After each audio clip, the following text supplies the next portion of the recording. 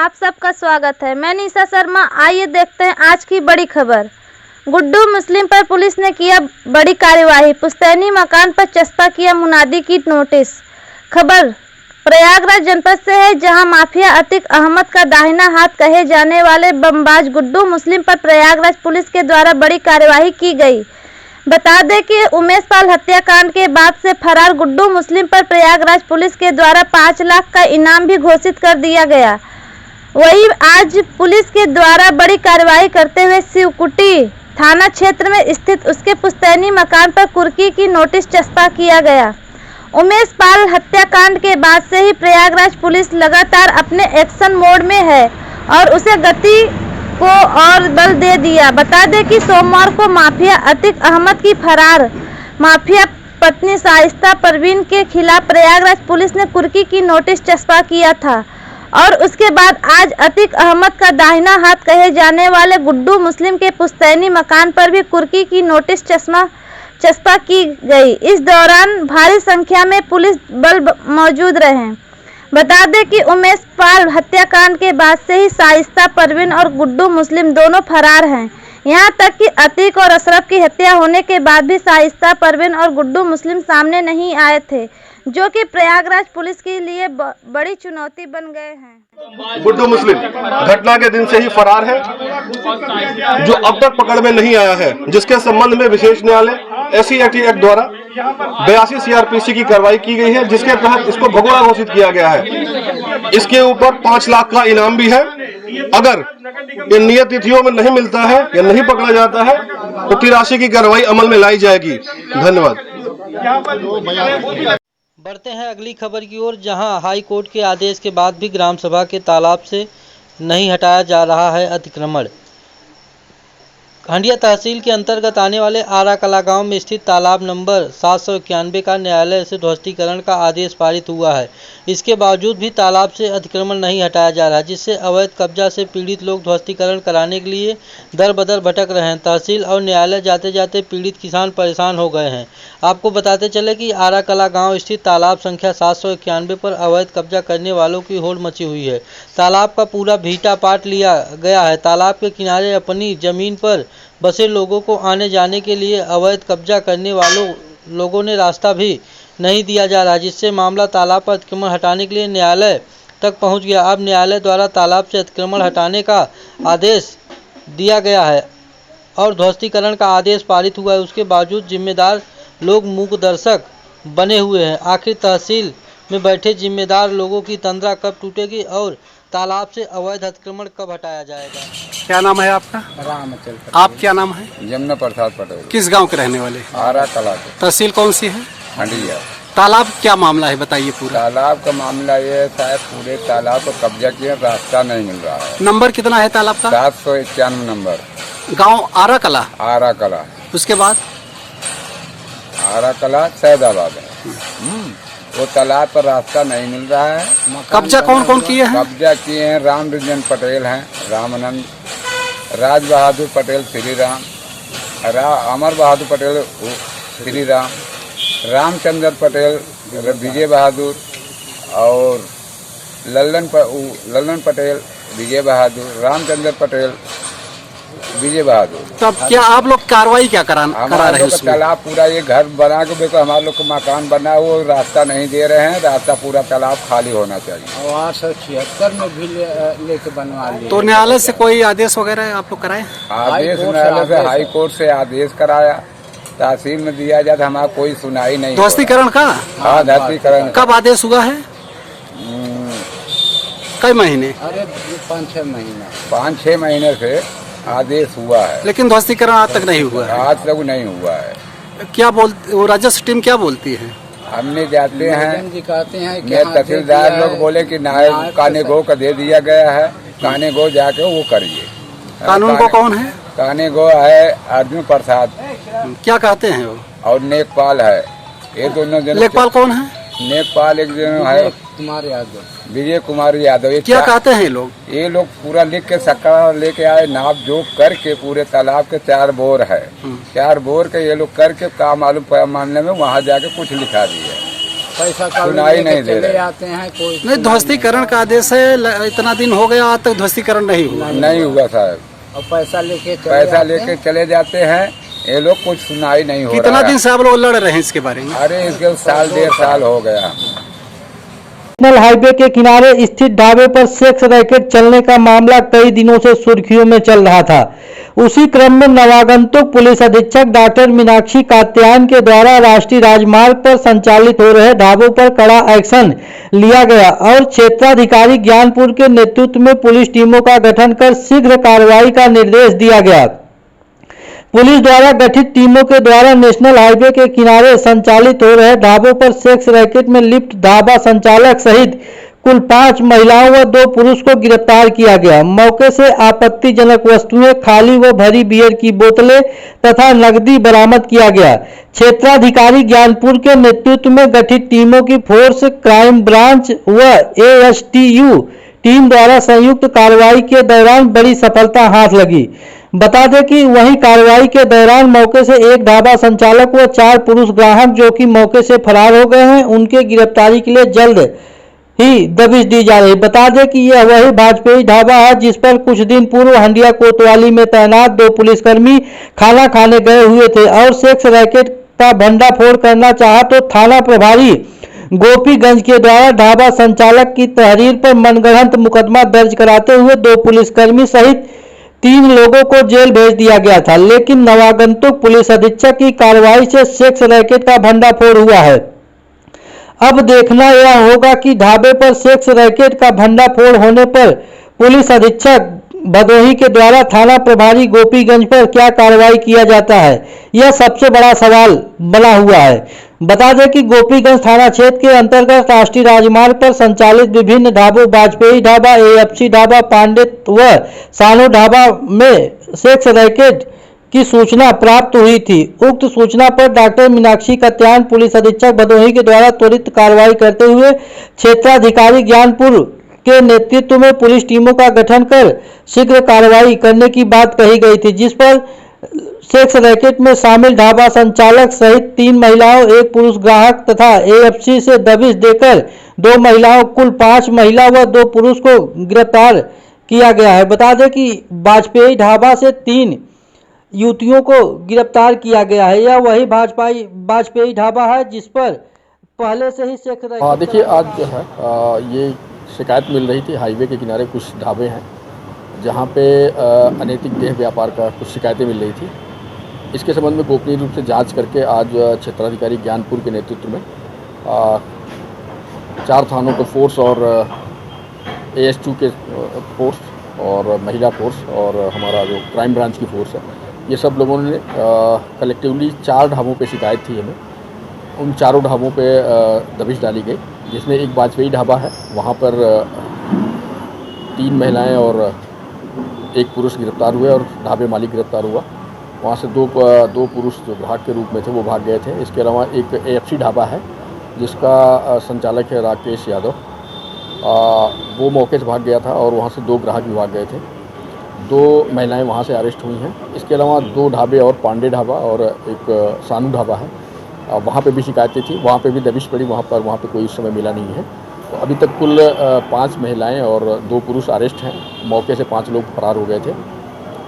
मौके से वहाँ पर इन ढाबों के जो कमरे हैं, कहने के लिए वो ढाबे हैं बट वो कमरे हैं वहाँ पे, और उस ढाबे के साथ साथ ये सारी चीज़ें गतिविधियाँ संचालित थी वहाँ पे। वहाँ से पुलिस की टीम ने जो तलाशी ली है उस कमरे की, उनके कमरों की, वहाँ से अनयूज्ड आपत्तिजनक सामग्री मिली है। करीब पैसे रिकवर हुए हैं, 27,000 रुपये रिकवर हुए हैं। बियर की भरी और खाली बोतलें रिकवर हुई हैं। इन सारी चीज़ों को फील्ड यूनिट टीम के द्वारा वहाँ से कलेक्ट किया गया है और सबके बारे में सुसंगत धाराओं में अभियोग पंजीकृत कर इनके खिलाफ वैधानिक कार्रवाई की जा रही है। ढाबा संचालक कमरे अलॉट करते थे लोगों को, किसी तरह का कोई लाइसेंस या कुछ होटल के रूप में यूज़ करने का? ये ढाबे बना रखे हैं। हाईवे पर कुछ ढाबे हैं जहाँ पे यात्रियों के लिए खाने और इस तरह की सुविधाएं उपलब्ध हैं। कुछ जगहों पे कमरे भी हैं, ठीक भी हैं, और इस तरह की चीज़ें यहाँ पे कर रखा था इन लोगों ने कि ये ढाबे बहुत ज़्यादा इस तरह के ग्राहकों से मुझे लगता है कि चलता नहीं है। जो स्थितियाँ थी इनकी कि वहाँ पे खाने पीने या रेस्टोरेंट के रूप में कम यूज़ हो रहा था। उसके आड़ में ये सारी चीज़ें गतिविधियाँ चल रही थी।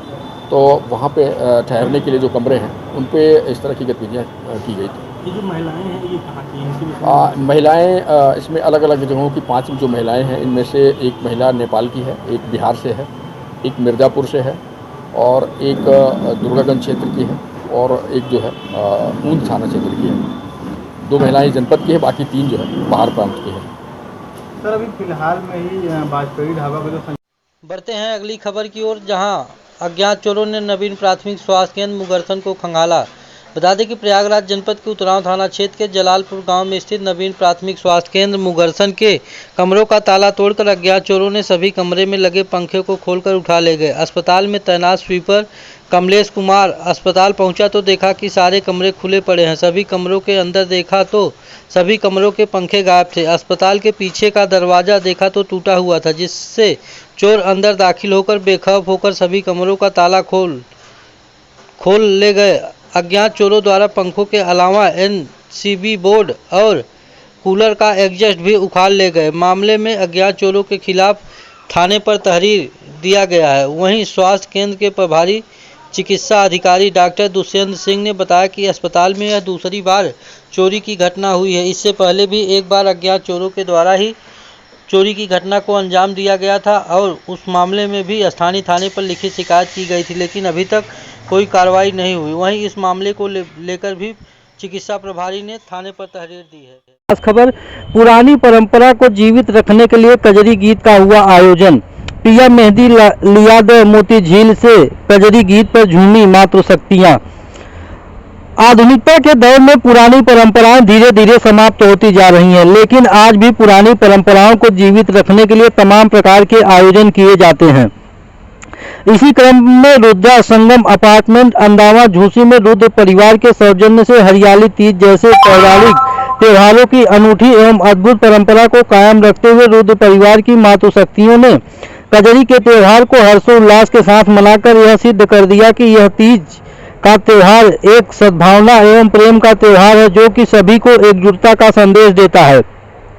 मातृशक्तियों के द्वारा इस त्योहार को मनाने के लिए पूरे उत्साह एवं हर्षोल्लास से हिस्सा लिया गया। हरियाली तीज की रूपरेखा प्रभा सिंह एवं अमिता सिंह ने बनाया। हरियाली तीज के कार्यक्रम में मातृशक्तियों ने बढ़ चढ़ के हिस्सा लिया। कजरी के गीत पिया मेहंदी लिया दे मोती झील से साइकिलिया सेना लोकगीत पर मातृशक्तियों एवं बच्चों ने जमकर धूम मचाए। कार्यक्रम का संचालन शालिनी सिंह के द्वारा किया गया। कार्यक्रम में मुख्य रूप से कंचन कुशवाहा, विशाखा शुक्ला, शिखा सिंह, सोना गुप्ता, रचना तिवारी, रमा, राजेश प्रजापति, शालिनी सिंह, उमा सिंह, वंदना सिंह, बबीता मिश्रा, रेखा तिवारी, रंजना मौर्य, रचना तिवारी, सुशीला सिंह, रितु सिंह, प्रिया पाठक, रिंकू पाठक, शिवानी सिंह, बाबी तिवारी, अनु रश्मि पांडे, प्रिया ज्योति वर्मा, प्रीति सिंह सहित दर्जनों महिलाओं ने हिस्सा लिया और सावन के महीने पर हरियाली तीज के सावन पर जोरदार कार्यक्रम को सफल बनाने में अपना योगदान दिया। बता दें कि हिंदू धर्म में सावन एक ऐसा माह है जिसे बड़ा ही पवित्र माह माना जाता है और सावन के माह में पुरानी परंपराओं के अनुसार कजरी लोकगीत का आयोजन जगह जगह पर किया जाता था, लेकिन आधुनिकता के दौर में धीरे धीरे परंपराएं विलुप्त होती जा रही हैं। लेकिन आज भी पुरानी परंपराओं को जीवित रखने के लिए महिलाओं ने इस कार्यक्रम का आयोजन किया, जो कि काफ़ी सराहनीय रहा और सफल भी रहा।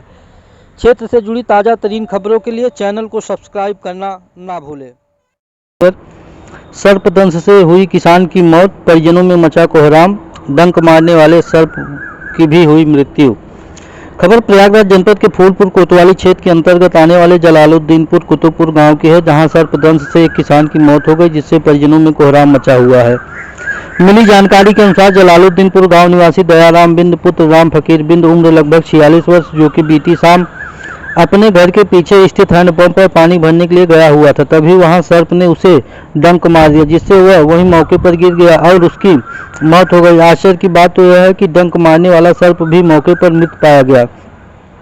काफी देर बाद तक जब किसान पानी लेकर वापस नहीं आया तो परिजनों में पीछे जाकर देखा तो वह मरा हुआ पड़ा था, जिसके बाद परिजनों ने फूलपुर पुलिस को सूचना दिया। मौके पर पहुंची फूलपुर पुलिस ने शव को कब्जे में लेते हुए पोस्टमार्टम के लिए भेज दिया है।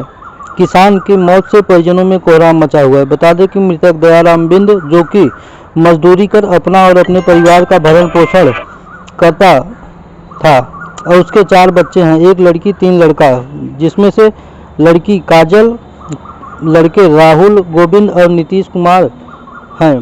पत्नी सहित बच्चों का रो रो करके बुरा हाल है। पुलिस ने शव को कब्जे में लेते हुए पोस्टमार्टम के लिए भेज दिया है। 2 कारों की आमने सामने हुई भिड़ंत में एक कार चालक को आई मामूली चोट। सूचना पर पहुंची पुलिस ने कार चालक का कराया प्राथमिक उपचार। खबर प्रयागराज जनपद के हंडिया कोतवाली क्षेत्र के अंतर्गत आने वाले बगहा क्रॉसिंग की है, जहां बगहा क्रॉसिंग पर 2 कारों की आमने सामने जोरदार भिड़ंत हो गई। गनीमत यह रही कि दुर्घटना के दौरान कार का एयर बैग खुल गया, नहीं तो बड़ा हादसा हो सकता था। वहीं दुर्घटना की सूचना मिलने पर मौके पर पहुंचे कस्बा इंचार्ज चंद्रशेखर यादव के द्वारा घायल कार चालक का प्राथमिक उपचार कराया गया और दोनों गाड़ियों को थाने पर लाया गया, जिसके बाद दोनों कार चालकों ने आपस में सहमति बनाई और एक दूसरे से समझौता कर लिया। बता दें कि दुर्घटना की सूचना पर हंडिया पुलिस परेशान रही और 2 कारों में जोरदार भिड़ंत से संगम का निर्माण होता है। उसी संगम नगरी से 45 किलोमीटर दूर स्थित हड़िया से 6 किलोमीटर दक्षिण दिशा में गंगा के किनारे भूतल से तकरीबन 1000 फीट ऊंचाई पर बसा हुआ है लाक्षागृह गांव। इस गांव को यहाँ के स्थायी लोग पांडव नगरी के नाम से पुकारते हैं और इसे महाभारत युग से जोड़ते हुए ऐतिहासिक स्थल मानते हैं। प्रत्येक सोमवती अमावस्या पर यहाँ भव्य मेले का आयोजन किया जाता है। कुदरत के खुले वातावरण में भोर के समय में और संध्या के बाद चिड़ियों का चहचहाना, सुनहरी गुनगुनाती हवा का कानों के बगल से निकल जाना, तो वहीं हवा में झूमते हुए वृक्षों के पत्ते मानो जैसे ताल पीट रहे हों। गंगा के किनारे हवा के साथ साथ गंगा के तेज सुनहरी धाराओं का बार बार एक के बाद एक का आना बड़ा ही आकर्षक एवं मनोरंजक पूर्ण दृश्य होता है। प्रकृति के इस खुले वातावरण के दरबार में साधु संत जहां तपस्या में लीन होते हैं, तो वहीं दूर दूर से आए बहुत से रोगी सुबह के वातावरण का लाभ लेकर ठीक भी हो जाते हैं। गंगा के किनारे से 100 मीटर की दूरी पर महंत केशव दास का मंदिर है, जहां साधु संत भक्ति भाव में लीन रहते हैं और प्रत्येक वर्ष बड़े बड़े अनुष्ठान के दौरान भंडारे का आयोजन करते रहते हैं। महंत केशव दास के मंदिर से थोड़ी दूरी पर साध्वी अर्चना सेवा आश्रम और गौशाला है, जहां सुबह शाम भगवान जगन्नाथ सहित सभी देवी देवताओं की आरती रोजाना होती है। पौराणिक कथाओं की मान्यता के अनुसार देखा जाए तो ये वही गांव है जहां पर पांडवों को सपरिवार दुर्योधन और शकुनी के षड्यंत्र द्वारा निर्मित लाह के महल में आग लगाकर जिंदा जलाने की योजना बनाई गई थी। पांडवों को जब इस बात का पता चल गया तो वो रात्रि में महल के अंदर से एक सुरंग का निर्माण करके वहां से सुरक्षित बच निकले। लोगों का कहना है कि आग लगने के दौरान भीम अपनी गदा को सुरंग के अंदर ही छोड़ दिए थे, जिसकी रक्षा आज भी एक बड़ा अजगर कर रहा है। लाक्षागृह गांव से 6 किलोमीटर उत्तर दिशा में बसा हड़िया मान्यता के अनुसार भीम का ससुराल माना जाता है। कहा जाता है यहाँ का राजा हिडिंब दानव था, जिसका सामना भीम से हुआ था। हिडिंब दानव भीम से परास्त हो जाने के बाद उसने अपनी पुत्री की शादी भीम से कर दी थी। हड़िया पौराणिक कथाओं के साथ साथ अन्य क्षेत्रों के लिए भी जाना जाता है, क्योंकि हड़िया के इसी पावन धरती से कथक नृत्य का प्रचलन बैजू महाराज और लक्षु महाराज द्वारा अपने गांव किचकिला से प्रारंभ किया गया था। पांडव की इस नगरी से 12 किलोमीटर पूर्व दिशा में सीता समाहित स्थल सीतामढ़ी है। माना जाता है कि रामायण काल के दौरान सीता जी यहीं धरती में समाहित हुई थी। पुरातत्व की खुदाई के दौरान यहाँ पर पांडव गुफा होने का प्रमाण भी मिलता है। खुदाई के दौरान उस समय की काफी चीजें प्राप्त हुई, जिससे ऐतिहासिक दृष्टि से ये सिद्ध होता है कि यहाँ पर पांडव वास्तव में निवास किया करते थे। आनंद त्रिपाठी, छात्र पत्रकारिता एवं जनसंचार विभाग, इलाहाबाद विश्वविद्यालय।